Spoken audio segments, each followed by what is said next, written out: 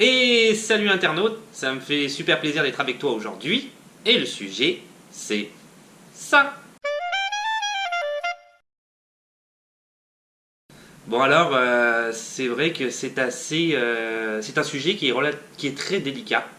Ou en tout cas très délicat pour ma part, parce que je vais parler quand même on va appeler ça une communauté, je vais appeler ça une communauté, c'est une communauté, j'imagine, dont très clairement je ne fais pas partie.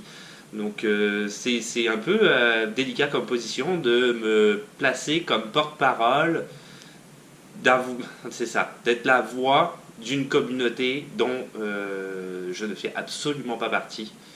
C'est ça. Donc j'appelle un petit peu, je lance un petit peu comme ça un appel.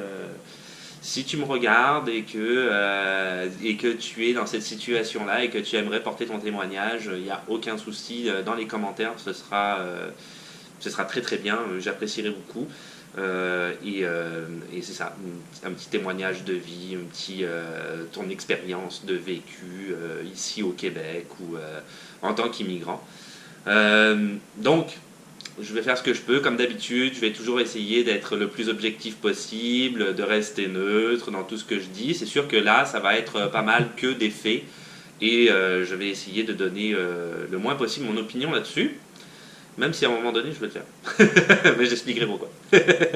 Et autre chose aussi, c'est la première fois depuis que j'ai la chaîne que je vais traiter un sujet où je vais parler négativement du gouvernement canadien. Je suis un petit peu.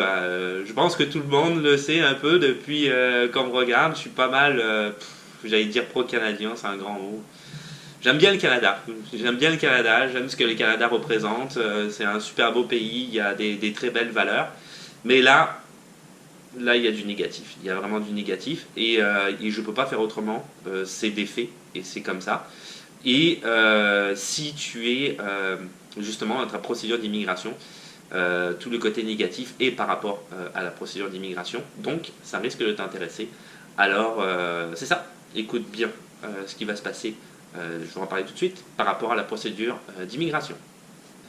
Aujourd'hui, en 2018, vraiment aujourd'hui, à l'heure actuelle, si un candidat qui se présente donc qui est pour la procédure d'immigration, qui suit la procédure d'immigration habituelle, et comment je dirais, le gouvernement canadien va juger par rapport à ta procédure d'immigration que tu vas avoir des coûts en santé et en services sociaux trop importants, donc tu vas engendrer, toi, en tant que candidat, des coûts en santé et en services sociaux trop importants pour le Canada, ta candidature sera automatiquement refusée. Pour parler plus clairement et plus précisément par rapport à ça, parce qu'il y a des chiffres, ils ont établi des chiffres, ils ont établi un barème là-dessus, c'est horrible, c'est vraiment horrible. Bref, ils estiment que un Canadien sur à peu près 5 ans, en moyenne, va coûter je ne veux pas dire des bêtises, 33 275 dollars pour une période de 5 ans en coûts de santé et de services sociaux, soit 6 655 dollars par année. Si toi, en tant que candidat, nouveau candidat immigrant, ils estiment dans ton dossier médical que tu vas dépasser ce seuil-là, parce que ça c'est un montant plancher, hein, donc si tu dépasses ce seuil-là, ta candidature est automatiquement refusée et tu ne peux pas représenter de candidature à vie. Donc c'est ça, c'est très drastique, on s'entend.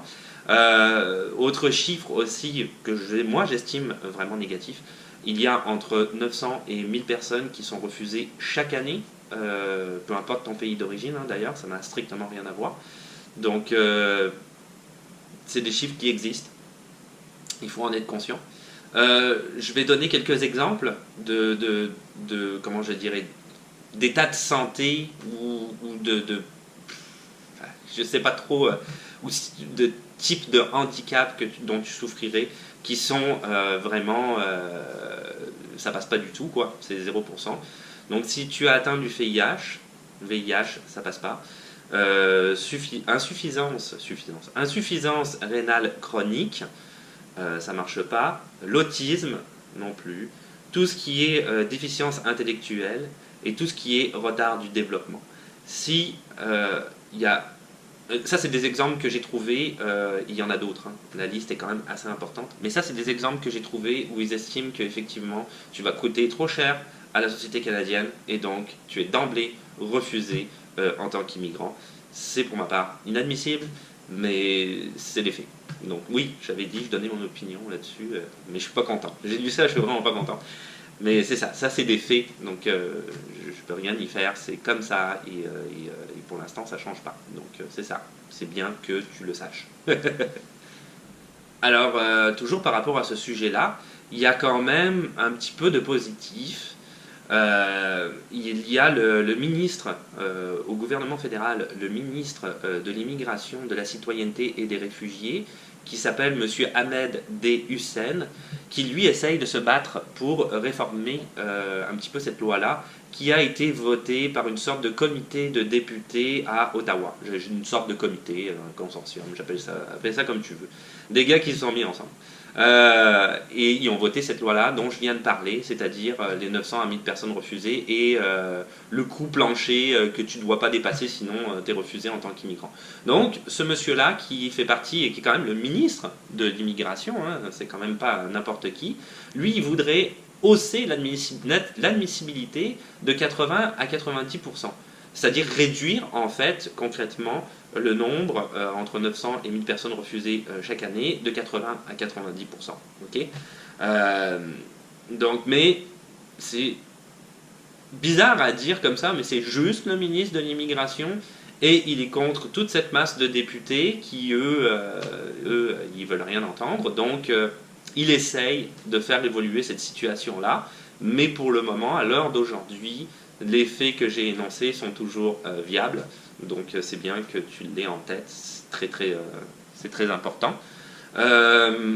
Petit fait aussi là-dessus, je sais que la province du Saskatchewan, pour les citer par exemple, eux voudraient augmenter le seuil plancher, donc ils voudraient que ce soit encore plus d'argent, qu'il y ait encore plus de gens qui soient refusés pour les causes dont j'ai parlé, de santé et autres. Le Québec, j'ai regardé le Québec, hein, parce que sur la chaîne on parle quand même principalement du Québec, souvent, quasiment tout le temps. Le Québec lui s'est pas prononcé. Donc voilà, donc, je sais pas trop quoi en penser non plus.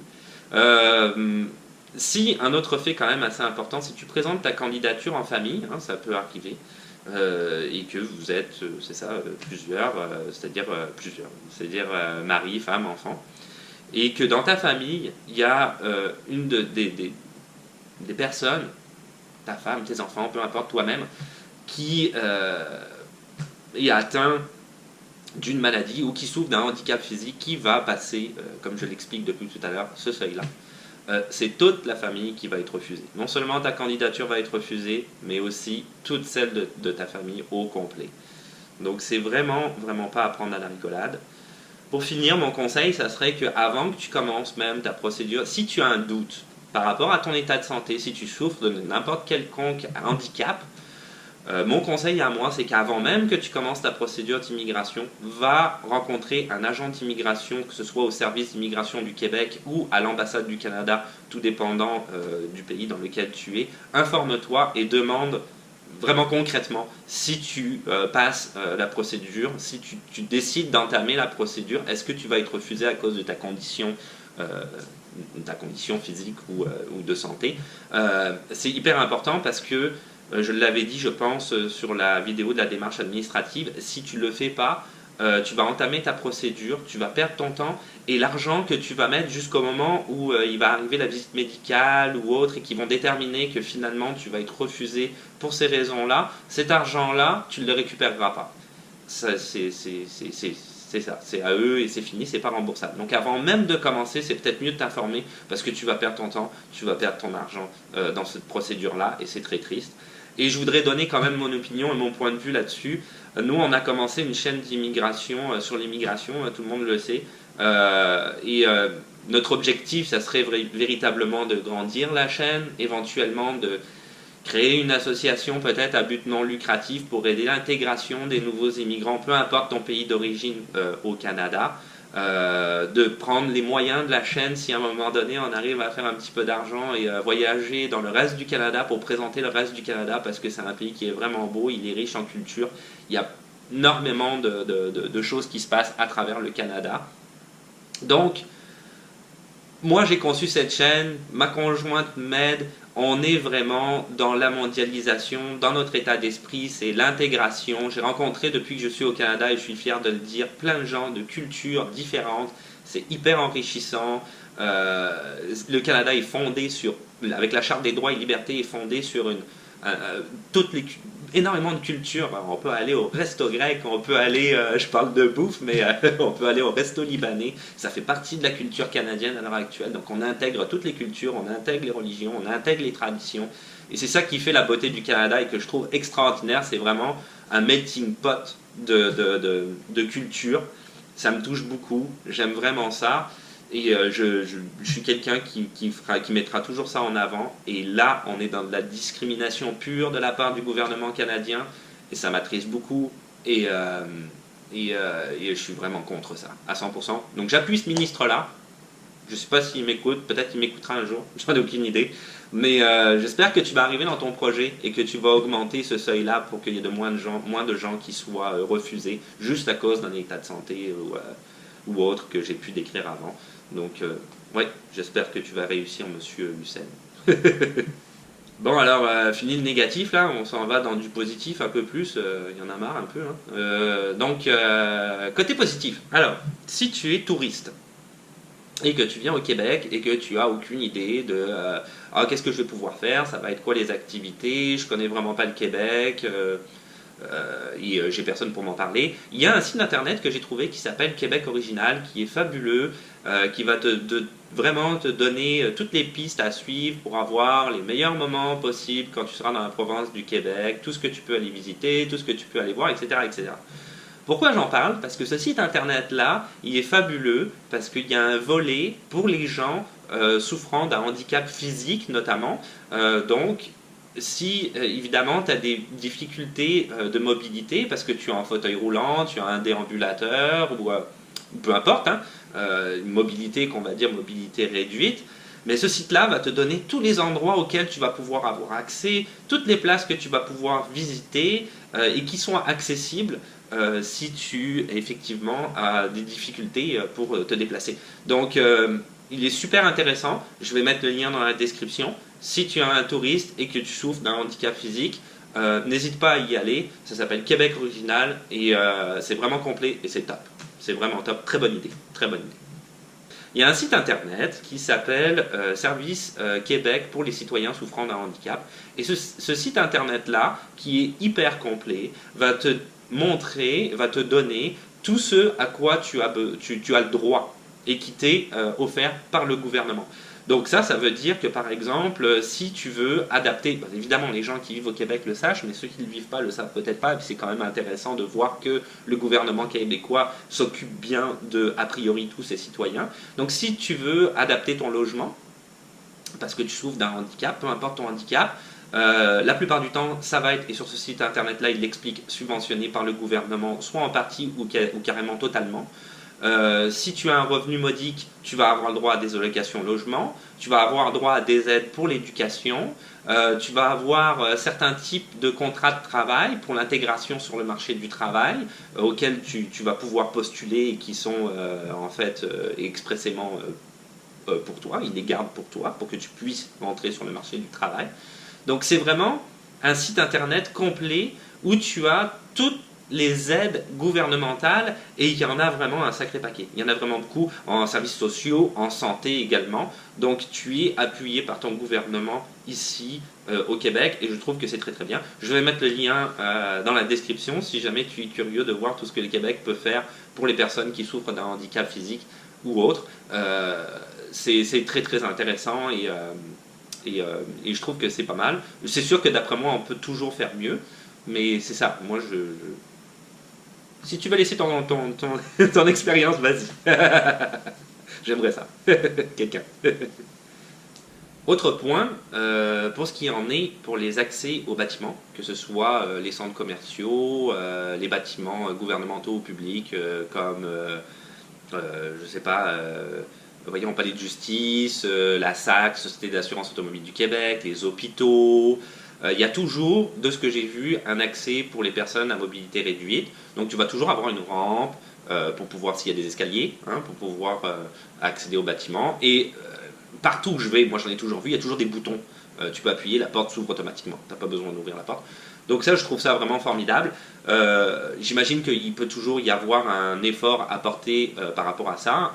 Je ne sais pas si c'est vraiment partout. Mais moi, de ce que j'ai vu, en tout cas, tous les centres commerciaux, évidemment, tous les bâtiments de type gouvernemental, il y a toujours un accès.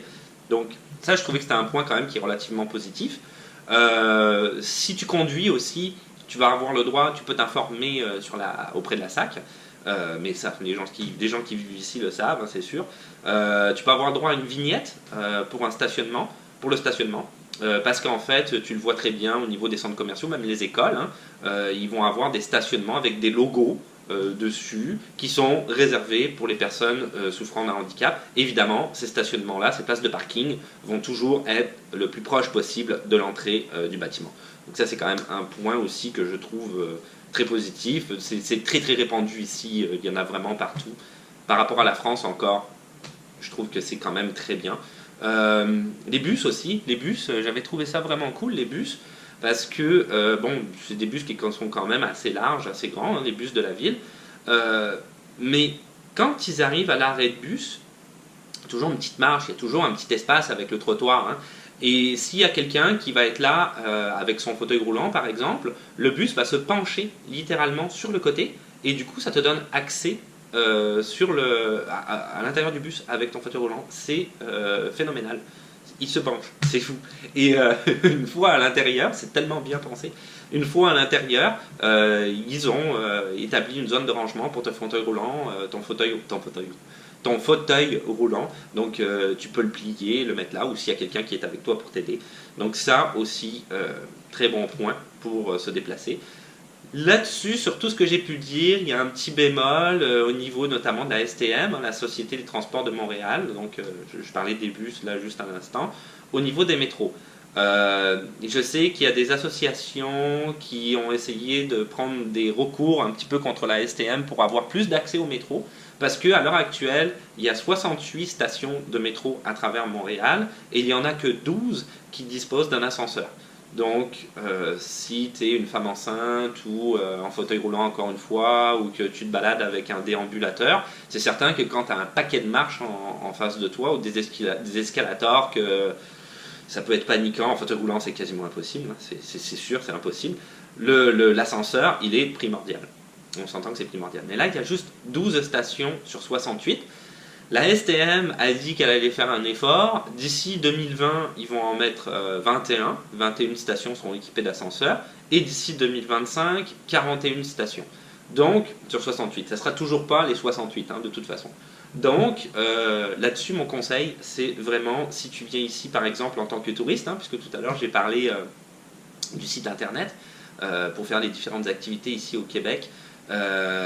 Mon conseil, c'est d'aller voir directement sur le site internet de la STM où est-ce que tu vas pouvoir avoir accès, dans quelle station de métro, ça va être plus facile pour toi pour te déplacer. Et évidemment, je vais laisser le lien dans la description.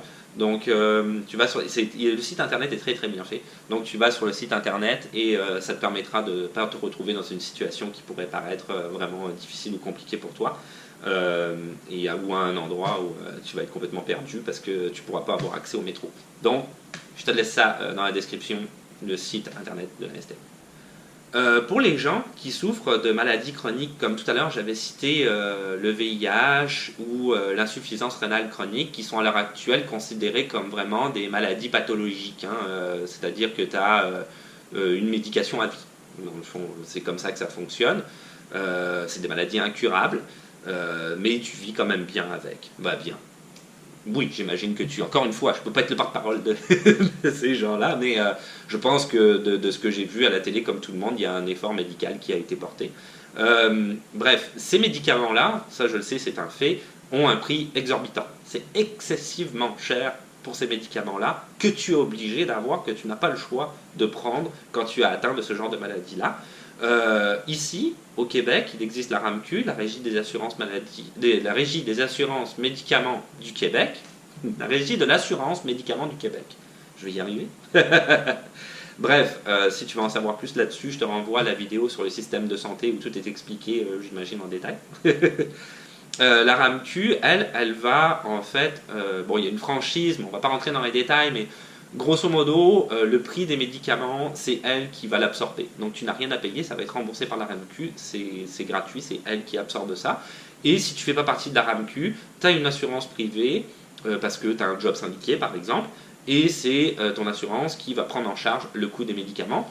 Parce que c'est comme ça que ça fonctionne ici, tu n'as pas le choix, tu es obligé d'aller sur ton assurance ou tu es obligé d'avoir l'assurance du gouvernement, tu ne peux pas rester sans assurance. Donc c'est un point qui est quand même très très positif quand tu vis ici. Et c'est ça, et je tenais à le dire, et si jamais, c'est ça pour les gens qui ne vivent pas ici au Québec, c'est peut-être pas quelque chose qui va de soi, donc c'était intéressant je pense de le savoir. Pour ce qui en est du système d'éducation, moi je trouve ici c'est vraiment formidable comment ça a été élaboré. À l'heure actuelle, dans les écoles, que ce soit secondaire ou primaire par exemple, il va exister des classes qu'on appelle DL, déficit du langage, ou problème de communication, dysphasie, comme ils disent, c'est le terme savant. C'est tout ce qui est problème de communication, comme la dyslexie, etc. Donc il y a des classes spécifiques qui vont être faites avec plus petites, mais qui sont intégrées dans l'école classique, avec une technicienne en éducation spécialisée, des fois deux, qui vont être là pour s'occuper de ces élèves-là, afin qu'ils aient la meilleure éducation possible. Au sein de l'école également, il va y avoir des élèves, par exemple, atteints, c'est un exemple parmi tant d'autres, mais atteints du TDAH. Ça, c'est le trouble déficitaire de l'attention avec ou sans hyperactivité. Ces gens-là vont être intégrés dans une classe dite classique, et il va toujours y avoir avec eux un orthopédagogue pour pouvoir épauler l'enseignant afin qu'il puisse suivre la meilleure éducation possible. Mais c'est toujours dans le contexte de l'école classique, et ça fonctionne a priori très très bien. Toutes les écoles secondaires et primaires ici ont des professionnels qui sont à l'écoute de tous les gens qui ont des besoins spécifiques. Donc les orthopédagogues par exemple, qui est une sorte d'orthophoniste amélioré.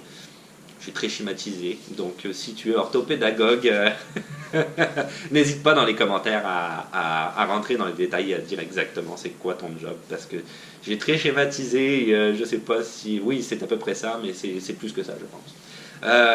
Tu vas avoir des travailleurs sociaux qui vont s'occuper aussi des élèves si jamais tu as un problème, par exemple, de délinquance, de toxicomanie, problème familial, problème d'intégration sociale à l'école.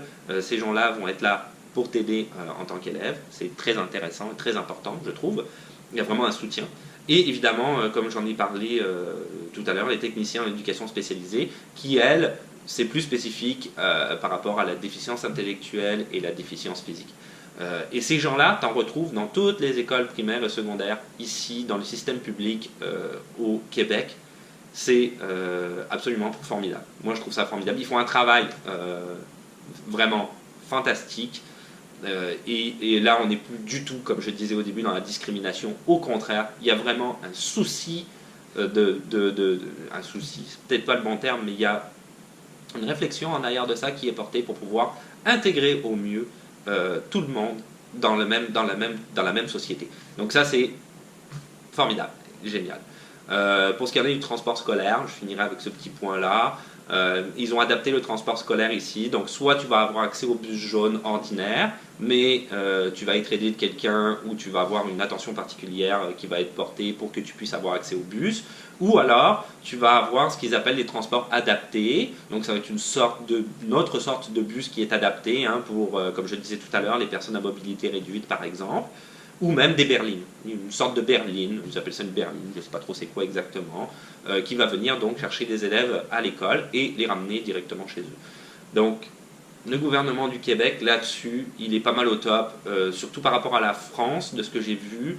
Je ne sais pas comment ça se passe dans les autres pays, si tu veux laisser encore une fois un commentaire que tu viens de n'importe quelle partie du monde pour nous dire comment ça marche chez toi, il n'y a aucun problème.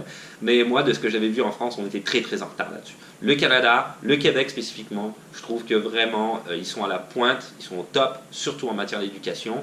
Et comme je disais tout à l'heure, évidemment, le gouvernement aide beaucoup aussi. Mais l'éducation, c'est vraiment exceptionnel. C'est très très bien. Aucune discrimination. C'est parfait. Et voilà, c'est tout pour aujourd'hui. Donc, je l'ai dit, je pense, 3 ou 4 fois dans la vidéo, mais c'est hyper important pour moi. Je ne suis pas quelqu'un de représentatif de cette... Comment j'appellerais ça? Il ne faut pas être maladroit, mais communauté, quelque chose comme ça. Si il y a quelqu'un vraiment qui veut parler dans les commentaires, donne ton expérience de vie, même si tu vis au Québec, ça n'a pas de problème et que tu n'es pas immigrant, c'est pas un souci. Donne ton expérience de vie. Si tu es immigrant, c'est encore mieux, mais c'est pas obligatoire. Je sais pas, je trouverais ça vraiment très très bien d'avoir quand même le point de vue de quelqu'un et je pense que c'est très important. Pour ce qui en est du reste, c'est comme d'habitude. N'oublie pas de laisser un petit, n'oublie pas de laisser un petit pouce bleu parce que ça fait toujours plaisir. De t'abonner aux vidéos, à la chaîne. Plus facile de savoir quand une nouvelle vidéo va sortir naturellement. Le compte Instagram qui existe toujours. Les questions et suggestions dans les commentaires et évidemment ton point de vue. J'espère, un point de vue de quelqu'un, j'espère. ou en tout cas une expérience de vie. Et on se dit à la revoyure. Ciao, bye.